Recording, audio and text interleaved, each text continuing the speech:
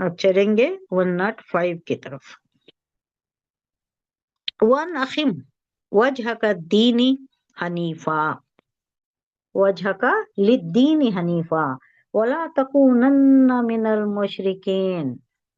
یہ مزید ہدایت دی جا رہی ہے. ایک تو یہ ہوا کہ اسلام پر ہی رہنا ہے، مجھے ہدایت دی گئی ہے، مجھے حکم دیا گیا ہے کہ میں مسلمان بھی رہوں. پچھلی آیت میں آ گیا میں مسلمان ہی رہوں، میں مومنین میں ہی رہوں، مجھے یہ حکم دیا گیا ہے. اے نبی ان لوگوں سے کہہ دو، مزید یہ بھی کہہ دو کہ وہ ان اخم، اور یہ کہ اخم سیدھا رکھنا، خیام سے یہ کھڑا رہنا، وجہ کا اپنا چہرہ اپنا منہ، للدینی حنیفہ، للدینی دین کے لیے، حنیفہ سب سے منہ موڑ کر ادھر ادھر کہیں بھی. اب یہ نماز کی بات، کہیں بھی ادھر ادھر خیال نہیں رہنا، سب سے نماز کی بات بھی اور زندگی گزارنے کے لیے بھی. دوسری پگڈنڈیاں کفر کی، شرک کی، بدعات میں الجھنے کی یہ نہیں اختیار کرنا ہے. سیدھا استقامت دین پر رہنا ہے.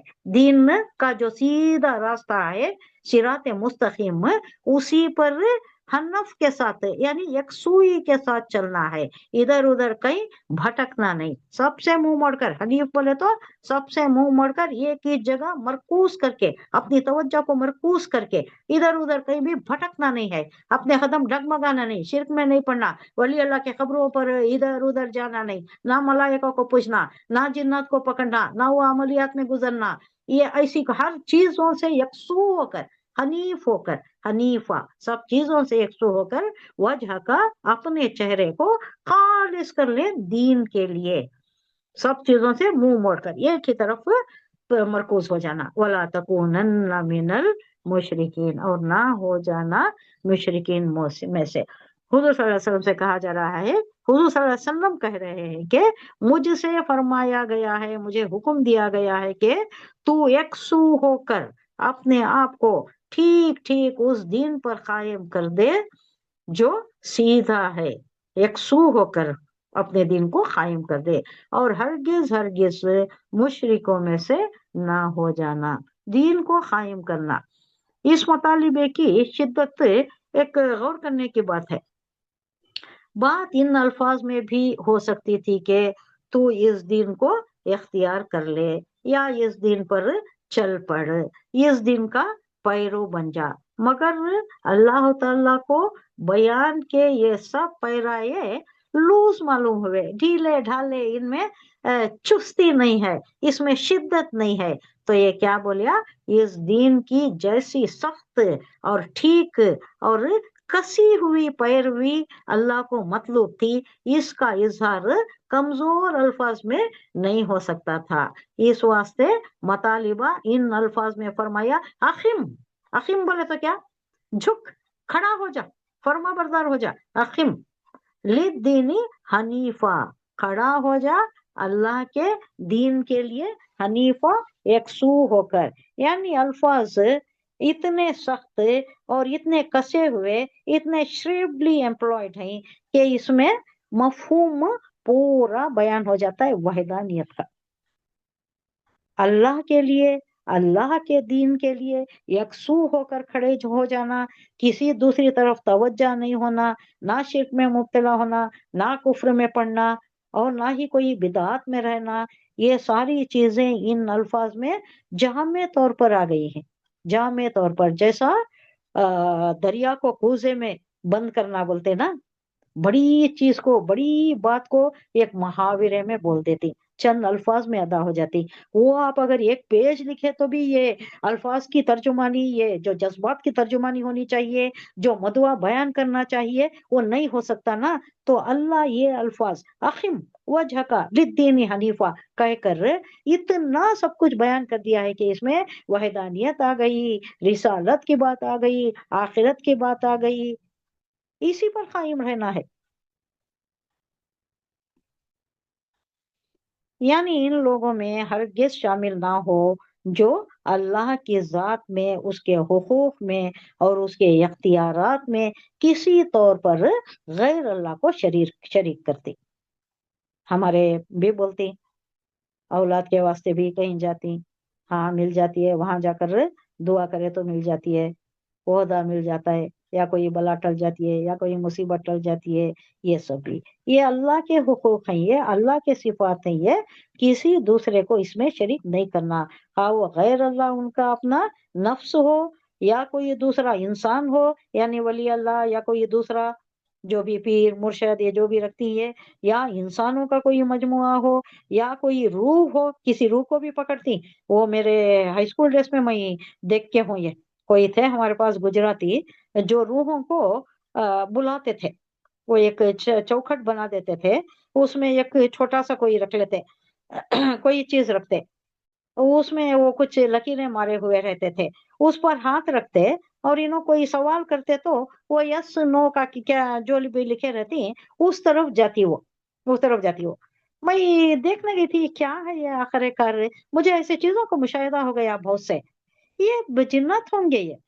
तब तो समझ नहीं सकी मैं, आपको कुरान से समझ में आ रहा है कि ऐसी भी चीजें हैं, ये जुन्नत को पकड़कर उनसे कोई काम कराना चाहते हैं, या कोई रूह किसी रूह को पुकारती, अपने ही रूहों को पुकारती, अपने जो सर्व गुजर चुके हैं ना, वो कहा कहा करते थे कि हमारे परदादा आबा व अजदाद जो है उनकी रूह को हम बुलाती और वो हमारे सवालों का जवाब देती। उनका कहना यह था, हिंदूस थे गुजराती से, उनका कहना यह था। अब मुझे ये पढ़ते हुए मुझे ये याद आता है, या कोई रूह, या जिन, या फरिश्ता, या कोई चीज मादी या ख्याली या वहमी गुमान, ये सारी चीजों को इसकी नफी की गई है, पुरजोर नफी की गई है।